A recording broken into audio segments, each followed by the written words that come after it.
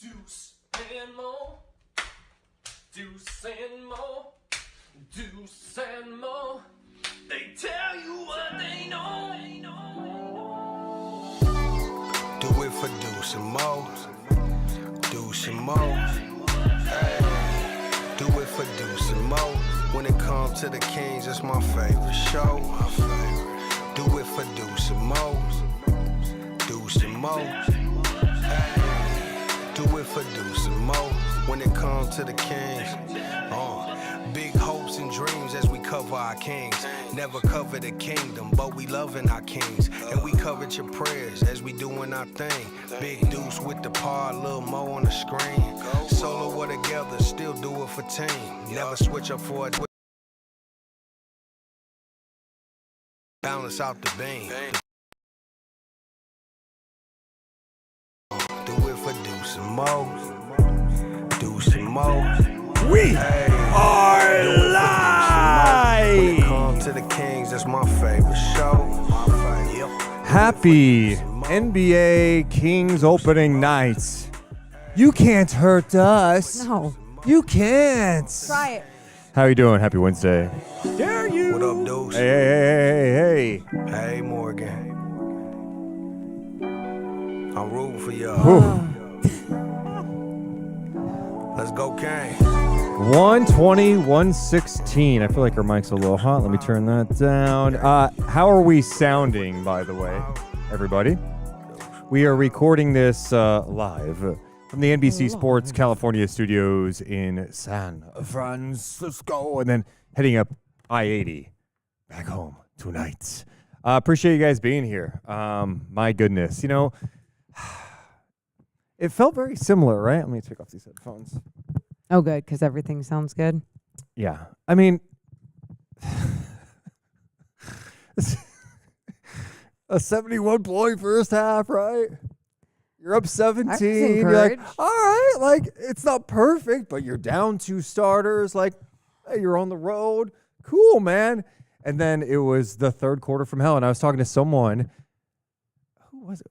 Either Nick, our producer, or Drapes, and I was just like, yeah, the Kings of old, this third quarter falls apart fast. I think you said that to me. I probably said to a lot of people. You said it to I think we all everyone in at the home building. were thinking the same thing, and that's what happened.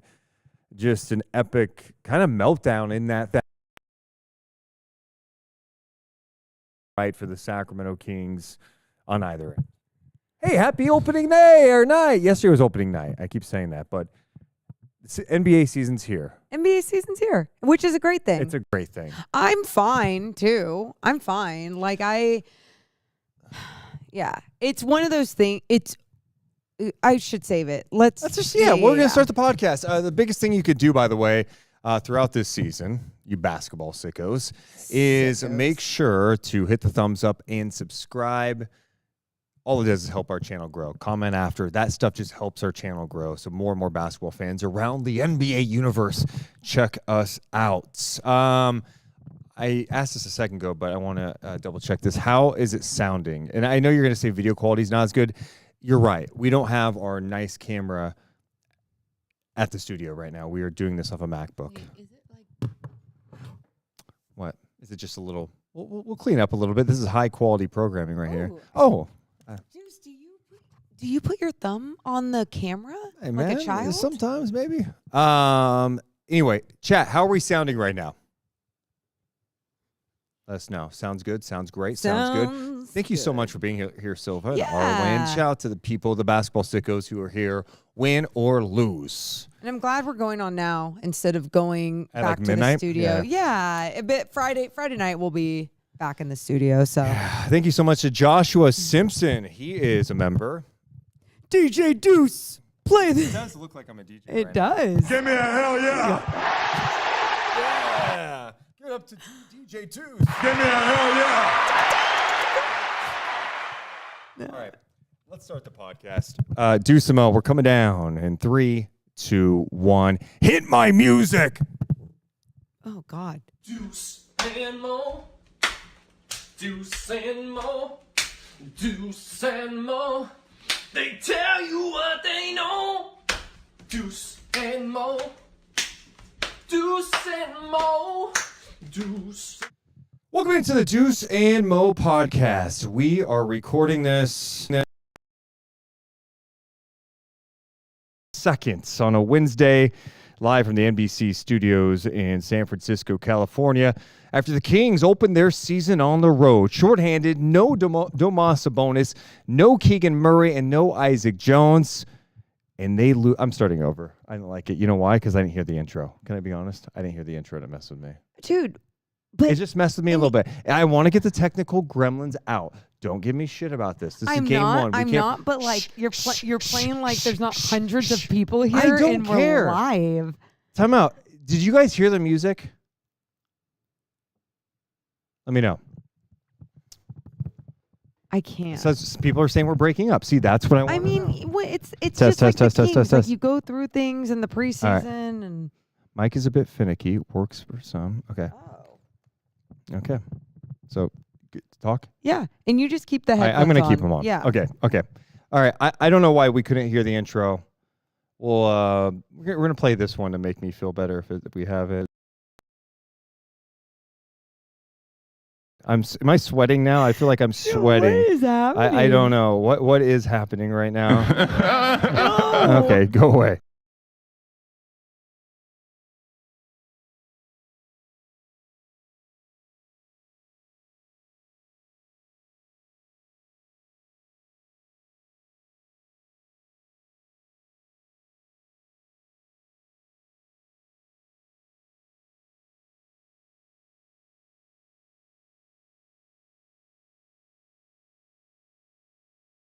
It was a mess. Strong first. Game one of 82, 120 to 116. This podcast. Morgan Reagan, how you doing, Mo? I'm good. I'm glad that the NBA is back. It's funny. We are seeing some things in the chat.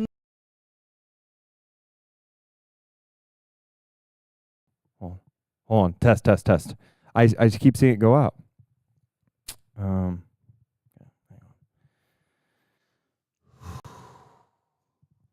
Test.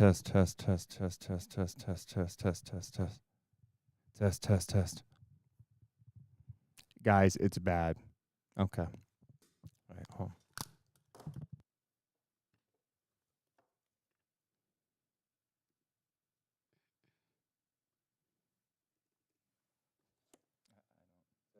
Look at that, too. Okay, you guys are saying it's working. It's on and off. I don't know why that would be. I'm going to try one thing. Test. I tested this, by the way. I tested this. How's it sounding now? We can hear it now. Thank you. Okay. Yeah. It's working. So can you mute that, please? Yes, sir. Thank you. This is... Hey, great way to start the NBA season for Deuce and Mo. We literally. I'm sweating because I'm so upset right now. Why don't you take off your jacket? No. And you shouldn't Okay. be upset. I mean, like, here's the thing. We had a preseason for the Deuce and Mo podcast in the studio. And how many times were we like, oh, shit, that was a good show. Like, that was really enjoyable. And then once you get away from the studio, you got to fuck with some other things. Yeah, okay. We are fucking with them. We're going to try our best to make it through this, all right? So pretend like the music hit. 3. This is going to be the worst, lowest rated podcast we've ever done. 3, 2, 1. Hit our music. Deuce and Mo. I'm going to just try to... Now, I shouldn't play it. What are you doing? Do you understand we're having mess ups on the stream? Yeah. So I was going to play the music and I realized I shouldn't. That's all I I'm know, saying. that's what I'm saying. All I'm right, saying, 3, what are you doing? 2, 1. Golly. Welcome into the Deuce and Mo podcast. Recording this on opening night. The Sacramento Kings, embarking on their 41st season in Sacramento, hit the road to open up the season against a new-look Suns team. No KD, no Beal. Devin Booker is still there, but they were shorthanded. No Jalen Green. Kings had some of their own issues, though. No Domantas Sabonis, no Keegan Murray, and Isaac Jones was sick. How were the Kings going to handle rebounding issues? Not good. They had a great first half, scoring 71 points at a 17-point lead. But in the second half, in that third quarter, the Suns picked it up, and they dominated, and they were able to beat Sacramento in this one, 120-116, as the Kings lose Game 1 of 82. This podcast presented by our friends over at Sentivo Vineyards and Winery. I'm Deuce Mason. That's Morgan Reagan. Hi. Fan-fucking-tastic, if you're going to ask me how I am. I wasn't, because we've had to start this podcast like 7 times because of audio issues. Oh, my God. We are recording this in San Francisco at the NBC Sports California studios, so it's a little different. But let's talk about what we saw in this one today. You know, I always say they can't hurt us, especially with everything we've gone through. But tonight did sting because of how well they came out in that first half. You score 71 points. You're like, hey, man, if you just have just a solid stretch the rest of the way, you should be able to find a way to get a road win, shorthanded to open up the season, and they fell apart. You literally started the podcast pre-show with, you can't hurt us. Ha ha, you can't hurt us. Well, I'm hurt now. Yeah, I can tell you're hurt in so many more ways than one. But where I'm with you is it was fun seeing them set the tone from the start, even with, what did they have, like 11 turnovers in the first half, right? And it was like, oh shit, they can't connect. They're not connecting. Like, this is a little weird, but they're capitalizing off of the Suns' misses, or they're still playing this the right way, and that's why they have the lead. And then when you saw them really pick up on the offensive end, especially playing fast, you were like, oh, God, this is what it can be. Zach LaVine not only making shots from the outside in the first half, but then taking it in and finishing at the rim, being so crafty, having that first step. There's so many fun things. So, yes, for it to go in the third quarter, the Suns make their adjustments, switching everything, which just kept the Kings out of the paint. It wasn't fun, but it didn't break my heart. I am still in one piece. Yeah, I mean, I first of all, it's game 1. Yes, it's game 1 of 82. I think off the heels of how last year was and how last year ended, seeing them start this well and then seeing it all fall apart again, you're like, are you kidding me? Same old Kings. That's what people think. Yes. Now, the perspective is, yes, they were down 2 key starters up front on a front line that is already kind of thin in some regards, especially behind Keegan Murray. And hell, even behind Sabonis. I mean, you think about this game tonight, late in this game, Dylan Cardwell was playing closing time minutes at center because Reynaud, I thought he was pretty ineffective tonight in his first game as an NBA pro. He's being, getting some opportunity. I thought Eubanks had moments, but he also had moments where you're like, forcing things offensively that he shouldn't be forcing. So they were trying to do a whole bunch of different things at center. It's like, yeah, but when you get off to this strong of a start, you expect it not to all fall apart, especially with so many veterans out there. Before we dive into that third quarter, the Kings started this game with Schroeder, Levine, Neek Clifford got the start as a rookie. Very cool. First NBA start out there with DeMar DeRozan and Drew Eubanks. And that starting group is like, okay, like, yeah, the turnovers, I thought that's what early on was like definitely concerning because it just felt like it wasn't anything the Suns were doing. It was just like, hey, we're still kind of learning each other. And that was problematic. Yeah, it was more, they look like what they look like in the preseason. You're like, man, isn't this what preseason is for though? But at the same time, when you're playing with a completely different unit than what you're or identity or whatever it is, with Sabonis, with Keegan out there. And then Monk obviously missing the last couple of preseason games, but then was available tonight. So it's like even for him to just kind of get in there off the bench and try and figure it out too. They were all figuring it out in the beginning, but still doing other things well, which was fun to see, which is why I was still very much encouraged when those turnovers were happening. I was like, okay, they're not connecting. We're still super early in the season. But then it was really just them not adjusting to the Suns in the second half that crushed me. Yeah, I know that was brought up after the game. Like, and yes, Phoenix's defense was better in the second half. They definitely played with more physicality. They were bumping Sacramento. The switching was big. I thought Mark Williams had some impactful minutes. Oh, yeah. They did a much better job. But, like, I think this was something we were watching before the game is what the hell was the rebounding going to look like? Yeah. And in that first half, the offensive rebounds were an issue, but Phoenix wasn't knocking down shots. I think they hit 3 threes in that first half, okay? But the rebounding at the half was +2 in favor of Phoenix. You're like, okay, like, not bad, all things considered. It totally went away in that third quarter, and that's where the game changed. Like, Sacramento could not guard, and when they did get stops, they could not get rebounds. They got out-rebounded in a big way in that third quarter, 14-5.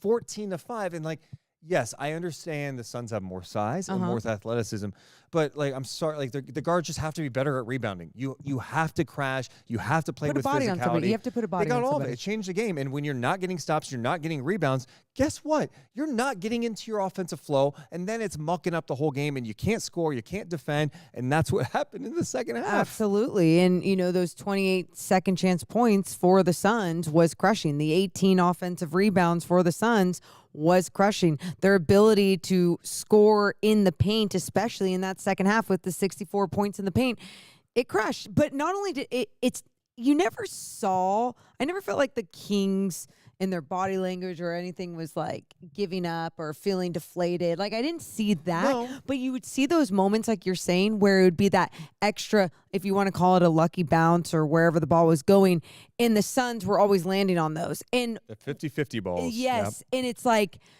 in those moments, they can't have so many 50-50 balls. They can't have so many moments where it's like they're getting that lucky bounce. Like, you got to put yourself in the right place on the floor, especially if they're getting more shots up. Just knowing personnel, knowing different things, putting a body on somebody. I just felt like those things started going away, and the effort picked up also from the Suns and them going around people trying to rebound the basketball. So, yeah, with those adjustments being made, I felt like the Kings never adjusted to their adjustments.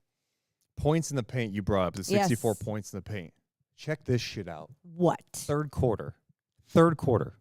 Phoenix had 24 points in the paint, 12 of 13 in the paint.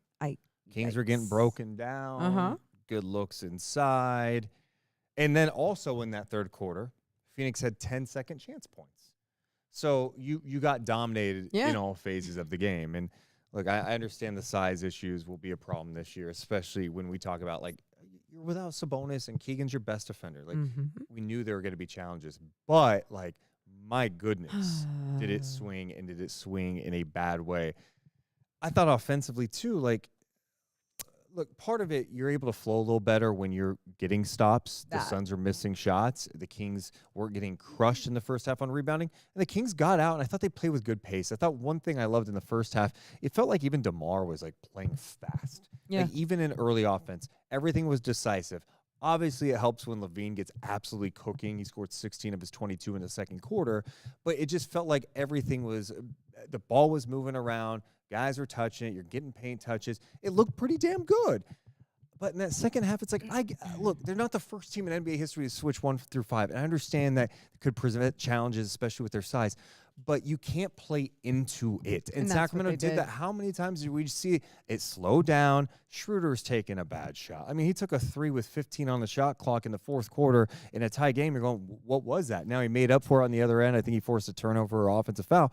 But it's like decision-making has to be better. There's another play where Nick Clifford, love that he wants to get his teammates involved. He gave it to Eubanks.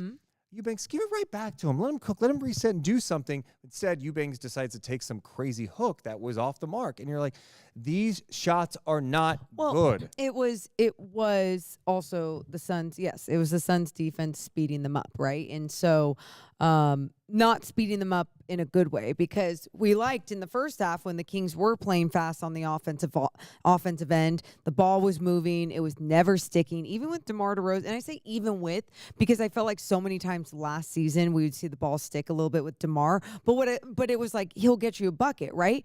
But this game specifically for DeMar, it was like he was making a quicker decision. Am I going to go get my bucket, do what I do all the time, turn around, jumper, boom, go? Or am I going to make a quick pass with someone else moving, with a different action going on the weak side? And he was just smart with that in the beginning.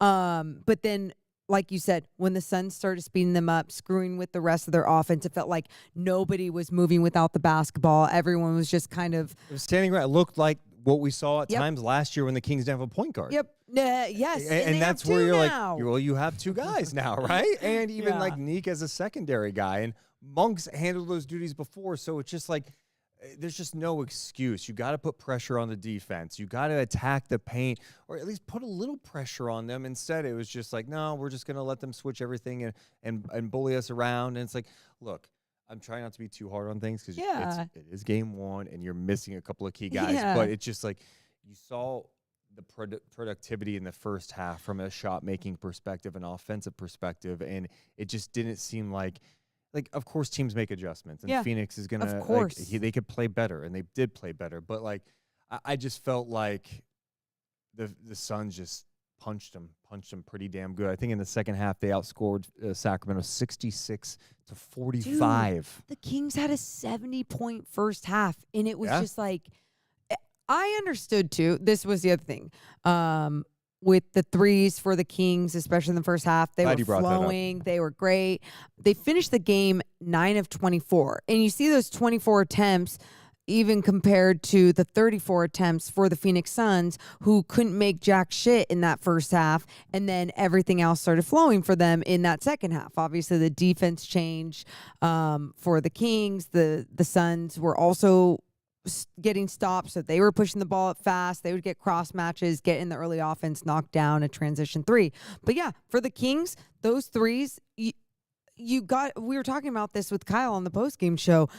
It was, look at those attempts. Who needs to shoot more? And who did we say? Well, one of the guys, what do you mean? Who needs to shoot more? I'm sorry. When we looked at the threes Yeah. and we said, okay, you look at those attempts, who needs to attempt more? Who needs to shoot more? I think that you're going with Keon Ellis, but my point is he can only get more attempts if he's out there playing. Correct. A couple of things before we get to Keon, because you just mentioned the three-point Yeah. shooting. The 9 of 24. They were 2 of 11 in the second half. You're just not going to win in today's NBA by attempting 24 threes. And this was a concern of ours before the season. We talked about three-point shooting. Do you trust it? I was excited to see Monk get catch-and-shoot opportunities from downtown. But all that stuff happened in the first half. Yeah. That didn't happen in the second half for Malik. And then you go into Keon. He's one of your better three-point shooters. And this is exactly what we feared before the season. All right. You've got all these guards, and now you add Westbrook, and you could see why you would want to add Westbrook. You need a backup point guard. But whose minutes are going to get dinged? In our head, we thought, all right, Devin's not going to play that much. Okay. Yep.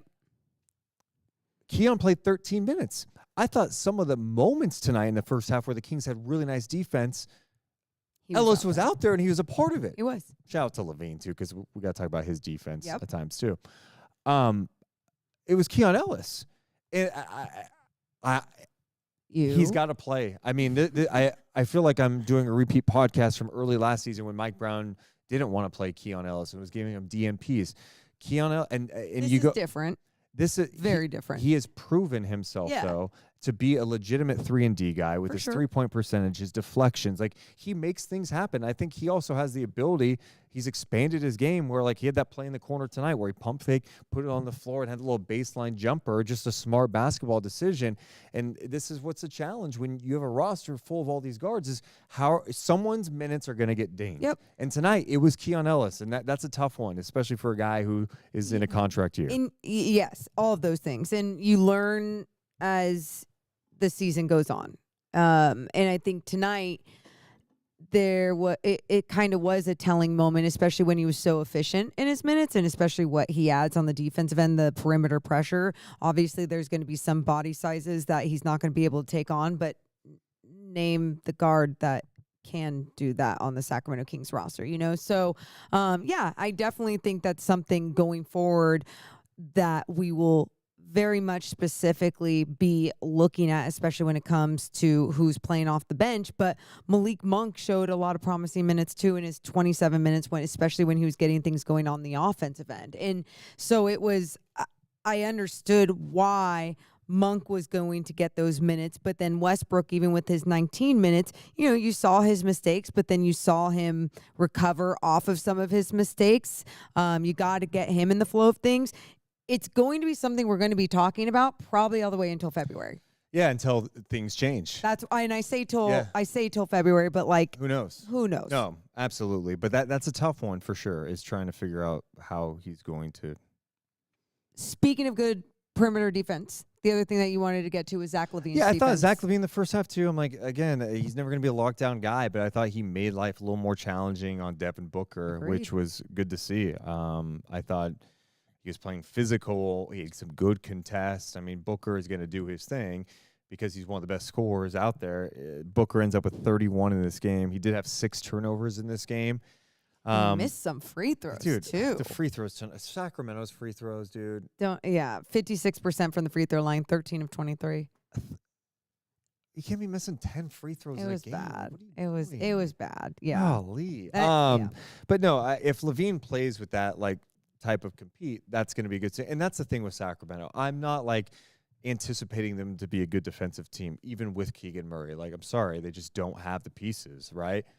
But is the compete going to be there? That's kind of what I want to see. Well, and that's what we saw from the start. And when you do have that from your leaders, from your veterans, like Zach LaVine, just turning it up a notch this season. He talked about that, I think, in the preseason or at training camp, being like, look, I'm a good on-ball defender. Sometimes, I'm ball watching when I'm in help, or, I can always improve on that. I'm never going to be Kawhi Leonard, but I can play this type of defense. But I think there's just a different conversations happened after the shit show of last year, as they said, and he feels differently of how he wants to start off games, of how he wants to compete and play on the defensive end. And seeing that tonight, I think is, especially tonight in the first actual regular season game, I liked it. I was impressed with it. A jersey to jersey. He keeps his jersey in front, and it's like he's not a liability on that end with that. I think the other thing that hurt them in the second half is just the help defense wasn't there. In the first half, there were a lot of Eubanks had a few blocks in that Oh my first God, half. like a volleyball player. So he had 4 blocks in the game, but I felt like the help defense was there a lot for Sacramento. In the second half, it was just guys out of position.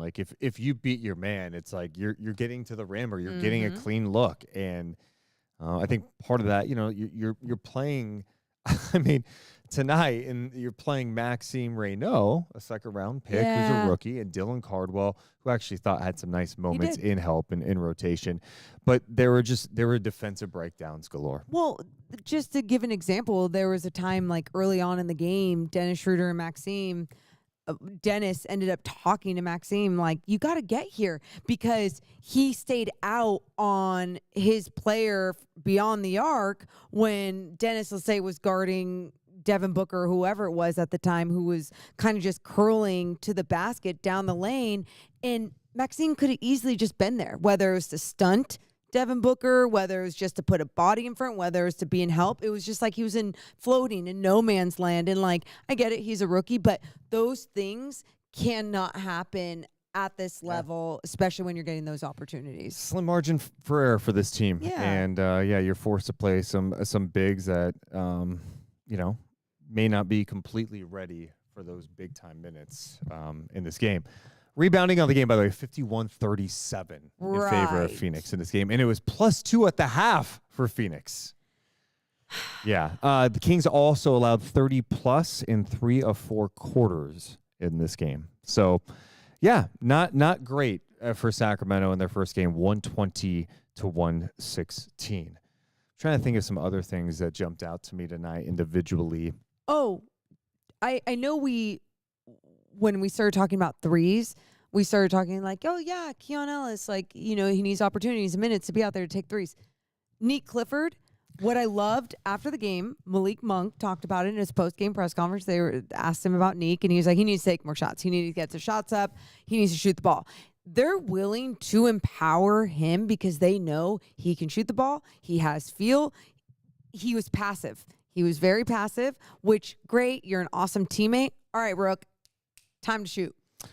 Yeah, his first NBA game in a start, he had 2 points.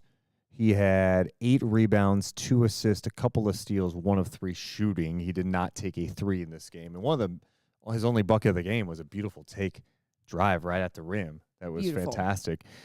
I liked some of the things I saw from Nick. Like I felt like he played physical. I think he's going to be a good player. He's definitely, there's been some people like, hey, God, his passing kind of like Tyrese a little bit, at times.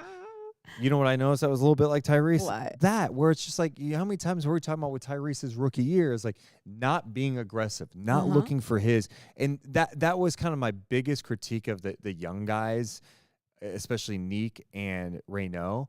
They were not even looking to score, really. Yeah. Like Max, like, hey, man, one of the reasons you're out there over Cardwell is because you have the ability to space the floor and you've got good size. And you also have the ability, when you get that ball, you can pump fake, attack closeouts, put it on the floor, collapse the defense.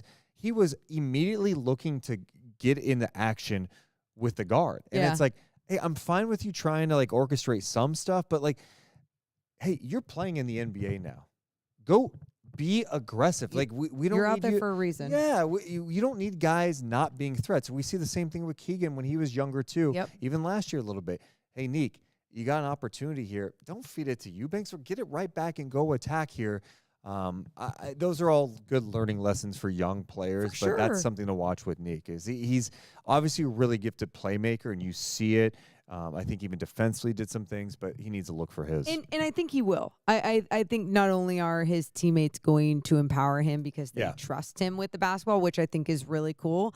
But it's you have to. He might, like I said, have the confidence, but you still have to gain a different type of, I guess, confidence with the teammates that you're out there with. He probably grew up watching DeMar DeRozan or Zach LaVine or name that person on this Russell Westbrook. And so it's like changing that mentality. It will change. And you saw, like, last preseason game against the Lakers, it's like, oh, wow, late in the game, like he's got the ball in his hands. DeMar wasn't playing that game, Sabonis, Keegan, they had so many guys out.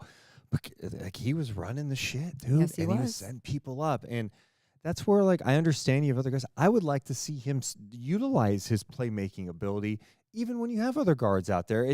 I don't think it's a bad thing to have guys who can make things happen for their teammates. You want multiple guys who can create opportunities. I don't feel like he thrived at times in those situations, especially in that second half where it's just like everyone's kind of standing around watching. It was a lot of your turn, my turn stuff, which was a problem last year too, where it's like, all right, Dennis is going to do his thing, okay.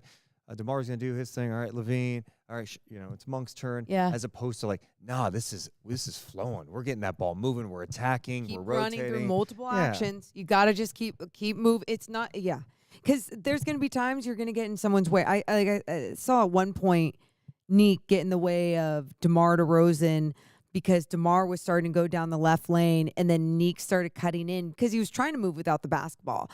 But in some ways, after he cut in with that, trying to do this flex cut or whatever, backdoor, he should have popped back out to the corner because DeMar could have gotten it out there to him and just to create something. And they kind of just bundled up and didn't have anything. But it's okay. They're still learning one another. First game of the season, but got to learn quick. I want to look at turnovers for a second because that was like one of the things. 11 turnovers in the first half. No, but I want to see specifically. 11. Schroeder ended up with 4 turnovers. Okay, 14 points, 7 assists, 4 turnovers. Okay.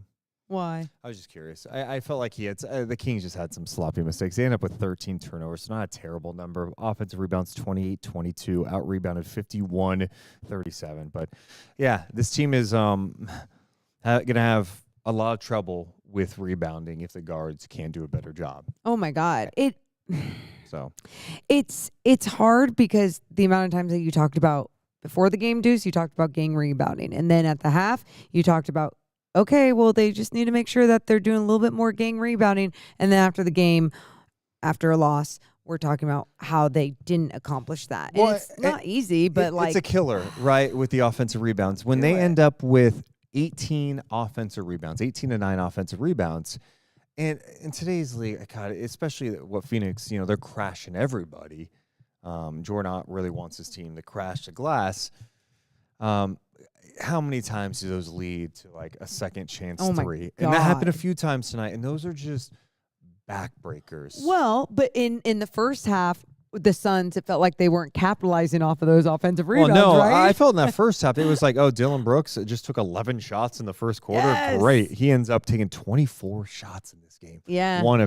Another big mistake in the game was when Levine fouled Brooks for 3 on the perimeter. Oh, God. Yeah. No, I mean, some frustrating moments down the stretch where it was just important moments after having such a big lead. I get those things are going to happen, but that's what Zach LaVine was saying even after the game. Like, when you have a lead like that and you are doing things right and then you just kind of let that go, you can't get these wins back. You can't. It's tough. It's hard. And that's just what kind of game tonight was to start the season. Yeah. Man, Levine was awesome in that first half. He ends up in the second half with just 8 points, 0 for 6 from 3 in the second half for Levine. And his threes, I feel like he actually got some good looks for 3 in the second half. I mean, for as hot as he was in that second half, he was clinking. I know. No, and it was so funny, not funny, but when the threes were clinking, it was like he finally got that 3 at the end where he had that step back 3. Tyler Ford called it a 2. We go back and look at the review, or NBC does. It's an obvious 3, foot behind the line and everything, but they didn't even go back and look at it. That was so weird. I don't get it. Did we miss something obvious? Yeah, the score still stands at 120-116. It didn't alter the ending. No, but it was definitely a weird sequence. We're like, really? You're not even going to look at it? But my point to that, too, was it was the most difficult 3 that he had taken in the second half, and of course he makes it, so... Yeah, absolutely. What do you think about Doug going 11 deep tonight? Oh, I mean, when he talked about doing that in training camp or before the season started, he talked about I plan on having a 10-man rotation because we want to pick up 94 feet and we want to have fresh bodies and everyone needs to be on the same page of what we need to do. Obviously, he went a little deeper because they don't have their same guys in Domas and Keegan. They want to create this identity. It's tough when you don't have your main guys that are part of that identity. You see teams have a culture and identity, and it goes through their depth and next man up mentality that happens. This team is just figuring each other out and trying to play together. So Doug going into deeper into his bench, I mean, I have no problem with that, especially right now trying out things. Yeah, it seemed like it felt like a hockey shift in the first half with how I was like, God, they're getting a lot of guys in. It slowed down a little bit in the second half. I liked in the first half, and I don't know if I was liking it just because the Kings were winning, and it was like, oh, they're making shit happen. Everyone's coming in just fine. Okay, they're just trying different things. Off the bench tonight, Malik Monk played the most minutes. He ended up playing with he played 27 minutes. Westbrook in his debut with 19 minutes of work. And then Caldwell ended up closing this game, played 15 minutes. Saric did not feel like he had a lot. He just doesn't. It's one of my fears. It's like he's been banged up the last couple of years. He just looks slow out there, especially against all these teams who have all these athletes who are big. You're just like, I don't know how you fit in. Yeah, I saw you don't move well. He closed out. I forget if it was. I think it was in the first half that he had this closeout, and it was just like his legs were sticking. Like it looked like one of my closeouts where I'm just very unathletic and shouldn't be out playing basketball at a very high level anymore. It just was not good, and it was one of those moments where I'm like, all right, slower than what they're trying to go for here. And then Max was rough in his minutes, I felt like. And maybe I'll go back and watch and think differently. But I just was like, yeah, he looks like a young guy. It was funny seeing Westbrook come in. And he ends up in his debut with 6 points and 6 rebounds, 1 assist. I think he had 2 or 3 turnovers. But he had 2 turnovers really fast. He had that one that was knocked off of him. He had another tough pass. You're like, this is the full Westbrook experience. And then he had a chase down block. And you're like, off of one of his turnovers, he had the chase down block. He's like, all right, well, I can recover after I turn the ball over or something. You're like, that is Russell Westbrook. He was 2 of 8 in the game, 0 for 2 from 3. It's funny watching him at practice the other day. I was watching him shoot threes at the end. And, he was making everything. I'm like, God, he knocking down his threes. And then tonight, it seemed like everything was short. Even, his mid-range shot, he, aired it. What I appreciated about him. Just about to say this. And what I like about him, love about him. The guy, his energy just like on the bench, just talking to guys, coaching guys up. Even when like he was on the bike to start the second half, In I the think hall. DeMar DeRozan had a bucket and he's just yelling, "Bust his ass!" Or in the tunnel. And no, it just he brought like good life and energy. And I mean, the Westbrook experience is always going to be interesting. He's going to have moments like that. But I felt like he was hustling, he was rebounding. Dude, it is crazy too, because I know we've seen him in a practice now, whatever. Like you get to see how fast, how athletic he is. But then even out there today, it's crazy to think that he is what, 36, 37? Yeah, 37. Okay, yeah. Your age, yeah. So he's that age and he's still that fast, that athletic, like hasn't missed a step with that. Still plays the same type of style where, like we said, it's the experience of he makes mistakes, but then can recover, whatever. And then he has that same fiery personality, even when he's on the bench, on the bike, whatever. And it's like, it's what you appreciate about him. And you just hope that it can just keep leading to some good things for this team or some of the young guys. Yeah, he's 9 years older than me. It's crazy doing the math when you think about that. That's so weird because you look like 10 years older than him. Next guy we should talk about, Dylan Cardwell. Yeah. Dylan Cardwell finishing the game. I wasn't surprised because then once you saw him in there, you saw him working around the rim, just being aggressive, being athletic, being a big body. You know what I've noticed about him? What?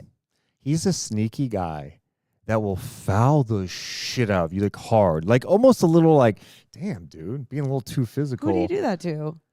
I did it a couple of times tonight. Grayson Allen was upset. There's one on the baseline. Hear me out, though. He'll foul you hard and he'll be like, hey, my bad, my bad. It's like, no, you asshole. That was a hard foul. I'm not saying I hate it. I appreciate his toughness. I loved when that happened with Grayson Allen, where I didn't think, I was on the floor, so I didn't see exactly what happened. Even when they showed the replay, I don't know if Grayson Allen felt pushed when he was coming downhill or whatever. And Grayson Allen gets back up, takes Cardwell's jersey and goes, hey, like, don't do that shit, man. And Cardwell goes, like, something like, you're good. No, I'm good. That's what he did. But he fouls you hard and be, are you good? Like gaslighting everyone. Don't even act like you didn't mean to do that. Yeah, gaslight him. I don't know. I look at Cardwell, I'm like, I'm intrigued by it. But, like, here's the other thing. Late game, you're playing a two-way guy who's a rookie in the NBA. It kind of just shows you where the Kings were at with their backup center position, which has just been a challenge for them really in the Sabonis era outside of late last year when Valanciunas got traded here. And they decided to go a different look. I thought Eubanks had flashes. My thing with Eubanks, here's what I know about Cardwell. Dylan Cardwell is going to go in there, and he's not going to do too much. Yeah. Mainly because he's not really an offensive player at all, right? Like, he can be a lob threat and dunk the basketball. He is in there to be vertical at the rim, right, on both ends, right, as a vertical threat, but also to contest shots, block shots, which he did tonight. He did. And rebound, which he did not rebound well tonight. I mean, part of that, like, guards have to help him out. But a couple blocks tonight. I appreciated his energy. He hasn't tried to do too much. Like, he's not going to get that ball, try to put on the floor and put a crazy shot up.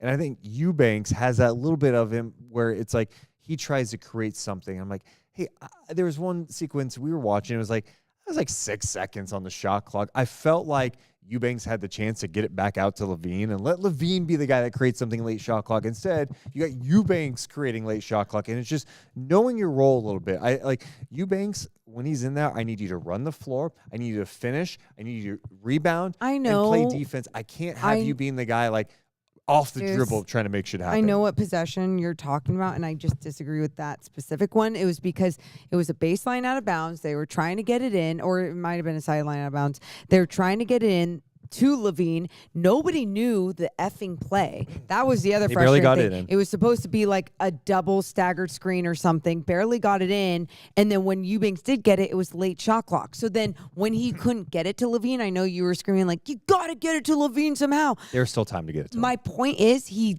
couldn't 2 seconds ago. Instead of panicking, he starts just going downhill into there the was paint. more time than that. There's Get more outta time here. than that. And We're gonna go honestly, back that's and on watch the Levine to go get the ball too. Like, somebody go get the ball. I can't have Eubanks trying to create. And Calm and there was down. another point with no, I'm not. I'm not being over. Don't try to act like I'm overreacting.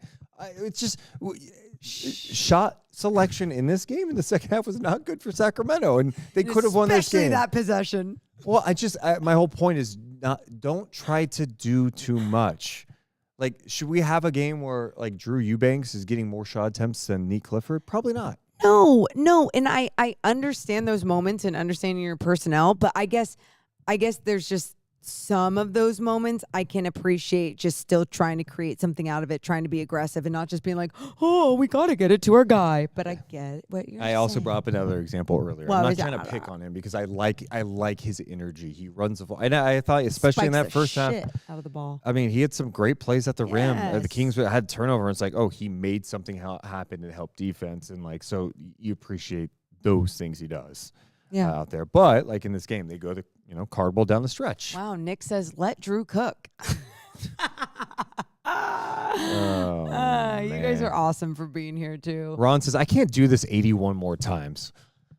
Well, I don't know what to tell you. Then maybe don't be an NBA fan, okay?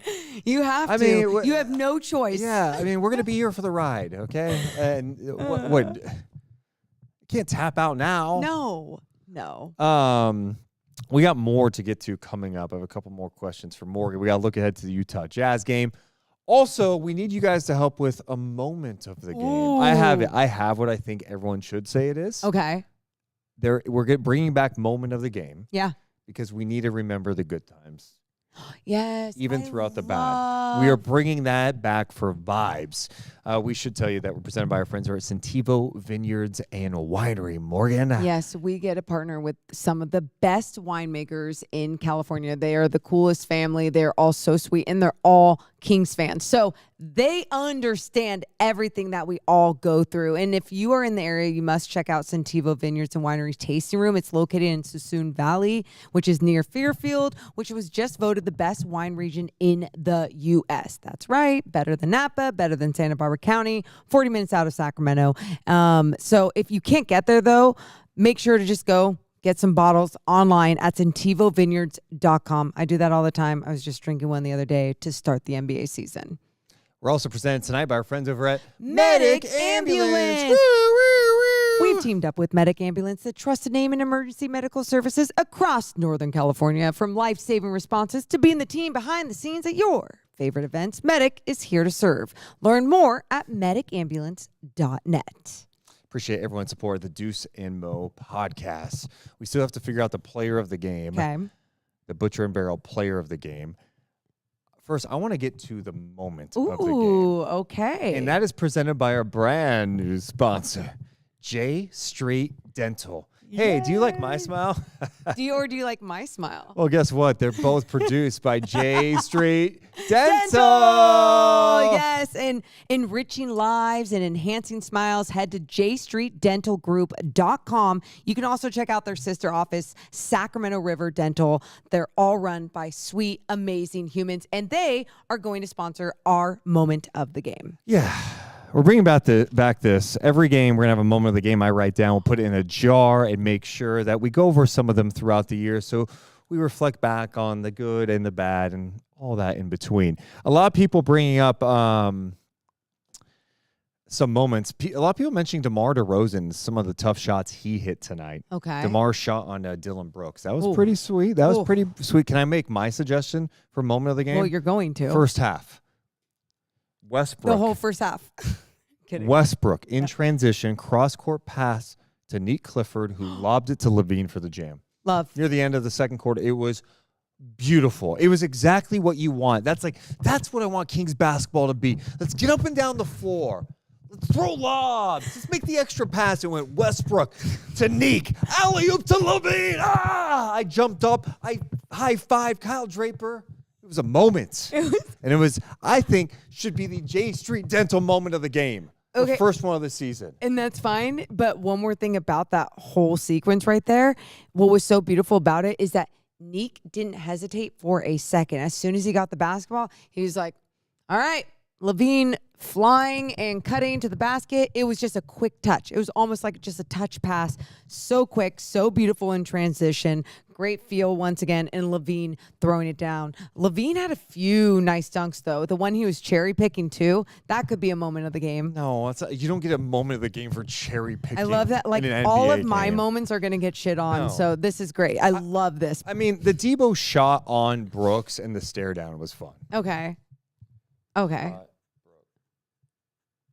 That's a good one. Yeah, that's fair. Those will be our moments of the game. Yeah. Well, I guess we always have to put the score of the game 120-116 Phoenix.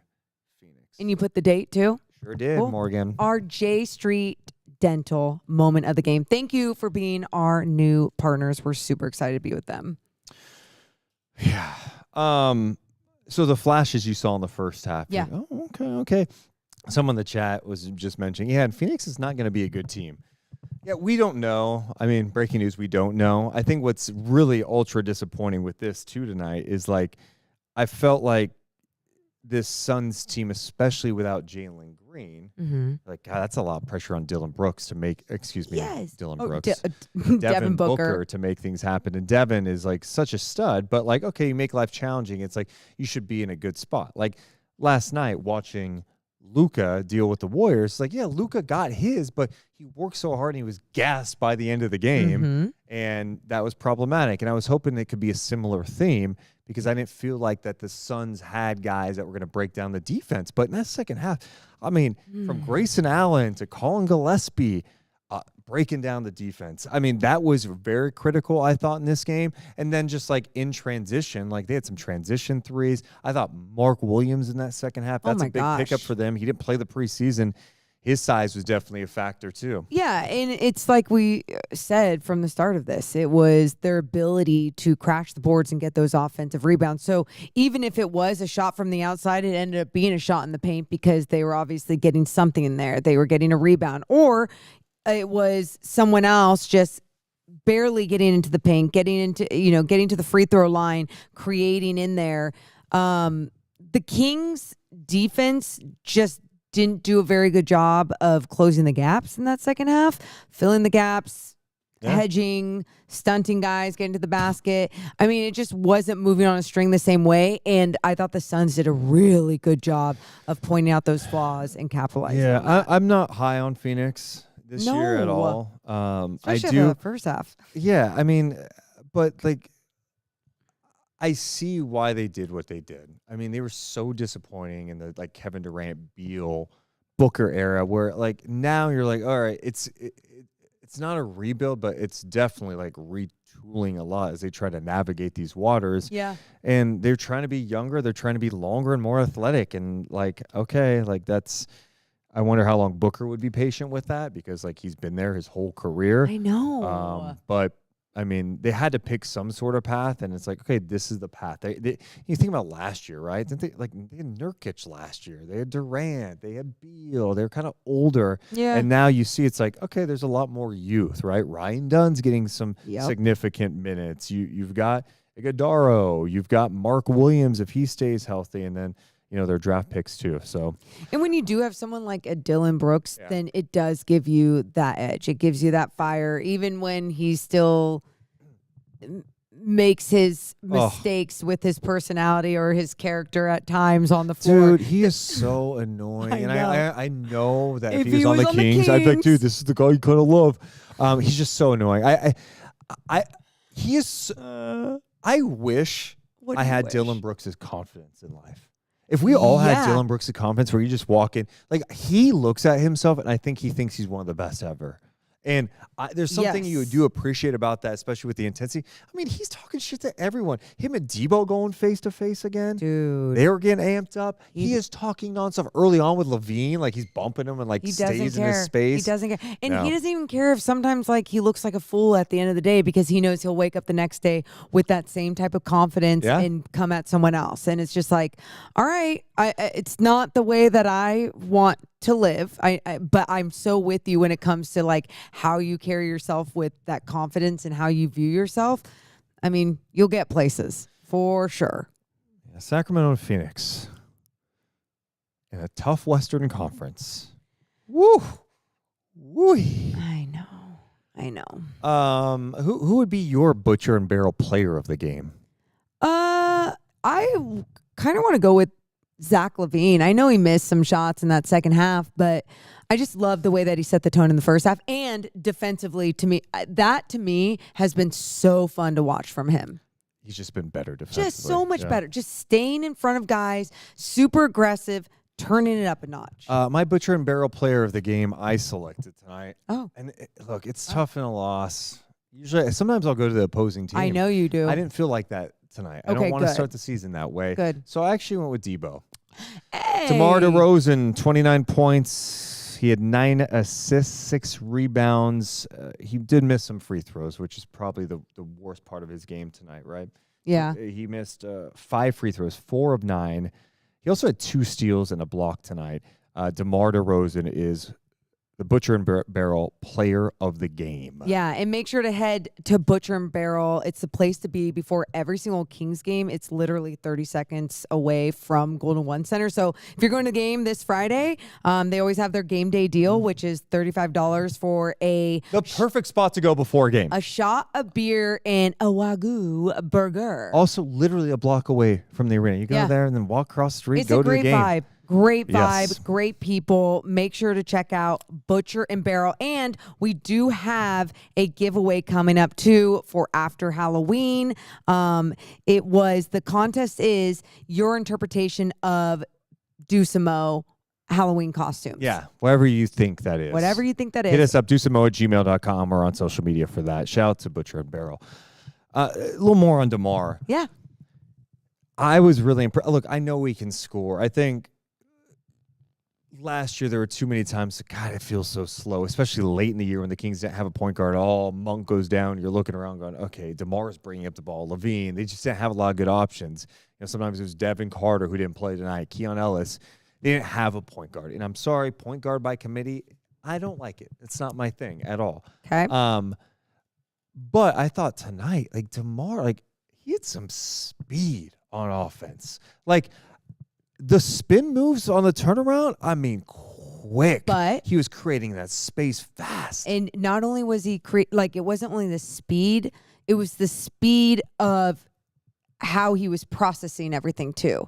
Because he was not just getting the ball and going, all right, let me go down, back someone down. Not late dribbles. shot clock grenade to a teammate. It was, he was decisive and already was like, either this is going to get mine, but if I see the other option, I see someone moving the right way, I'm going to find them. I loved his just quickness with his processing tonight, his quickness with his footwork, with his handle, with his dribble. Loved it all from DeMar. Loved it. Yeah. Except the missed free throws, but loved it. Yeah, the missed free throws were a killer. But yeah, I thought his game over. I'm like, dude, okay, you play like that offensively. Yeah. And that's dude, big ups to him for bringing that. I need to see that consistently. And we'll see what it looks like going forward. I feel like I need to watch the game again tomorrow because I want to go back and see what he was doing defensively, because in my head right now, I'm like, God, I don't think of these moments where I'm like, oh, what a liability, or he was slow on that closeout. No. But I'm sure there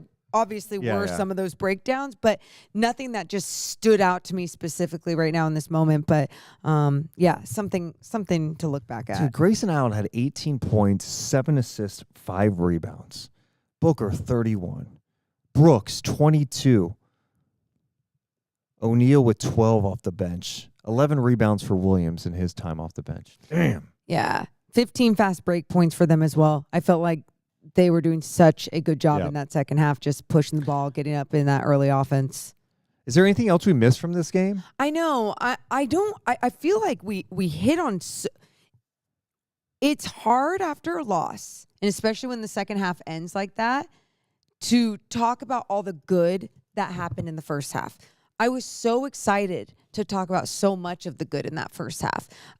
We did it on Kings pre-half and post-game, where at the half, our producer said, what do you guys want to talk about the half? And we were like, the defense. Please, let's talk about the defense, because you don't know how many times you're going to get to talk about that this season. It's just the truth. So when you do see it happen at a high level and they actually execute at a high level, it was like, let's break that down. Let's talk about it.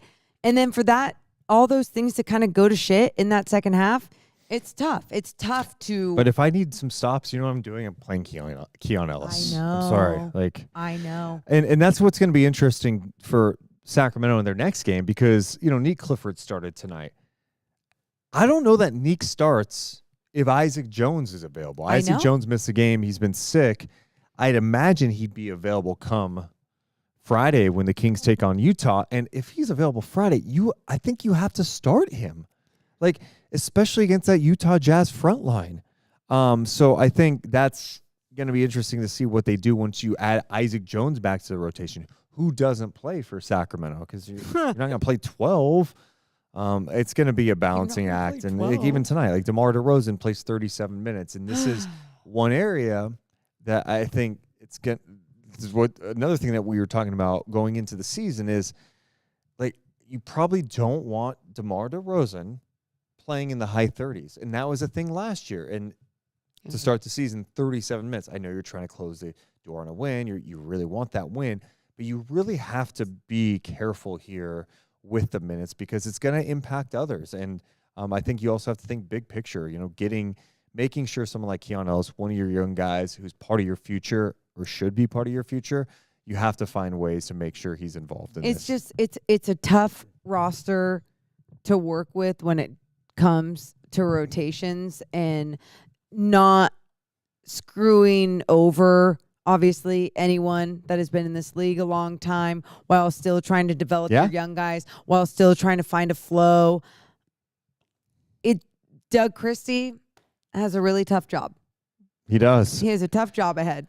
And again, will this be the roster that we see in the new year, in February? Probably not.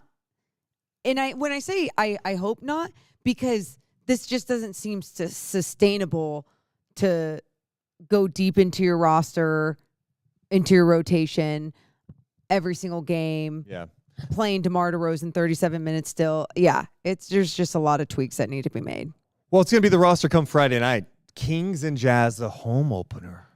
No matter what, like, home openers are fun. So fun. Be good energy in the building. The Utah Jazz come to town. I think in people's minds, like, man, you could start the season 2-0. Can we talk about the Utah Jazz and what they did tonight? Yes. The Utah Jazz clapped some Clippers ass tonight. I watched the Clippers in the preseason against Sacramento. I'm like, I don't know, maybe a championship contending team. Everyone's like, Utah, they're not going to be very good. Look, they still may not be good. But for one night and one night only, this Utah Jazz team got up by as many as 37 points. They smashed the Clippers 129-108. And Morgan, this is a Utah team that has a lot of size in their starting lineup. A lot of size. Mikhailuk, 6'7". Walker Kessler, 7-footer. Filipowski was 6'11". Markkanen, 7 foot. They have 9 players on their active roster who are 6'8" or taller. This team's got size, they've got length, and that could be troublesome, even if they're, not projected to be a good team. Well, not projected to be a good team, and they got their shit done on their opening night, against the Clippers. And that's why too, when the Kings had the lead that they had over the Suns, it was like you can have those games in the NBA and like finish on a win, and that's what the Jazz did tonight. They had the lead, they kept the lead. But going back to the matchup this Friday with the size that they have, Sabonis won't be playing. No, I don't think he gets reevaluated until this weekend. Yeah. So he'll be, and I think the good news is he's been, he's on the court tonight in pregame. I don't know exactly what he was doing, but I'm like, okay, he's not just in like street clothes. Yes. So he was doing that. But either way, let's just assume you don't have one of the best rebounders in the game out there. You don't have that size. How do you get things done on Friday? We talked a little bit about this in our postgame show, and it was just going back to the game rebounding, but executing it, and not executing it for just a half, executing it for an entire game. And with that gang rebounding, even if you're not doing that, each individual has to make sure that they're putting a body on someone. And even if you are undersized, you are pushing them out with every little ounce of power that you fucking have. Yeah, you're at home too. You're at home. Let's not have a home opener dud. against the Okay. Jazz. No. And I'm not going to say it like that. I'm not going to say it like that because they got the dub over the Clippers. A couple of things around the league tonight. Obviously, we were locked into the Kings game, so we haven't seen any of this except highlights. Victor Wembanyama, like that's the other thing. We spent so much time talking about the games. Can we just? Could this just be his league potentially? San Antonio taking on Dallas tonight. Victor Wembanyama in his first game this season, 40 points, 15 rebounds, 15 of 21 shooting, 1 of 2 from 3, 9 of 11 at the free throw line. So that game, because we had the Kings Suns game on, but we had that game on a different TV, right? So anytime it was a Kings commercial, I would look up. Looking up like I hadn't watched a moment of this game, and I'm watching for one moment during a commercial break, and I see Wemby go to the basket, like windmill reverse dunk, and I'm like, wait, that was live? That just like they're not just re-showing it.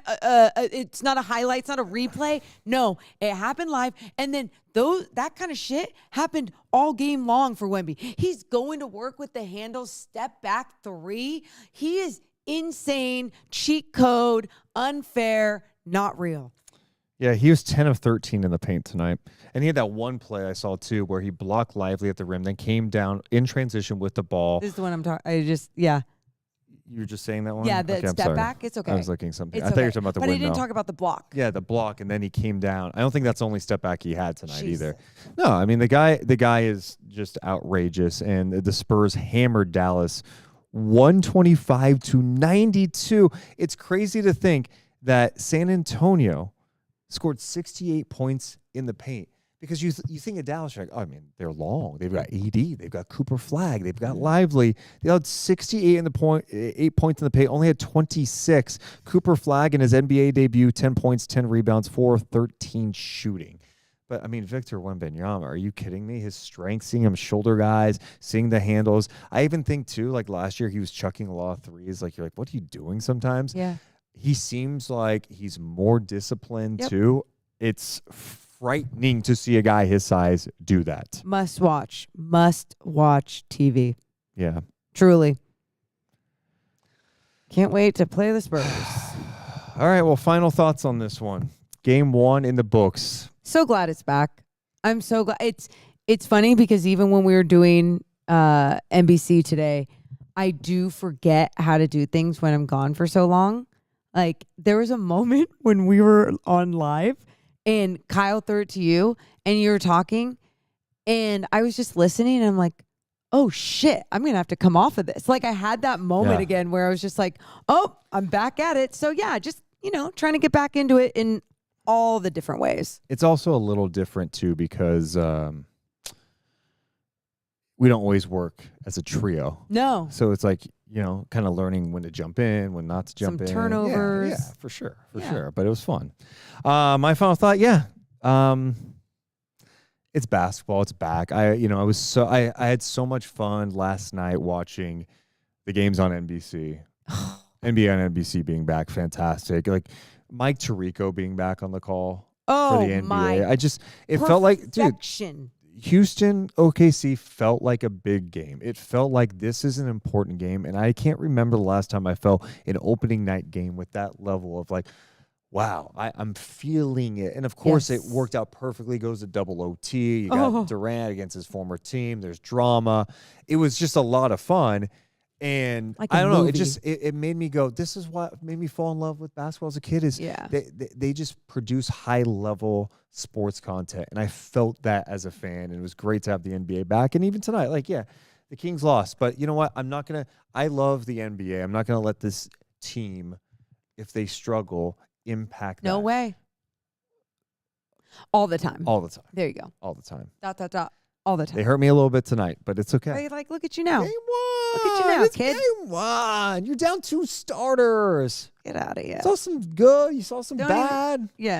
We appreciate you guys so much.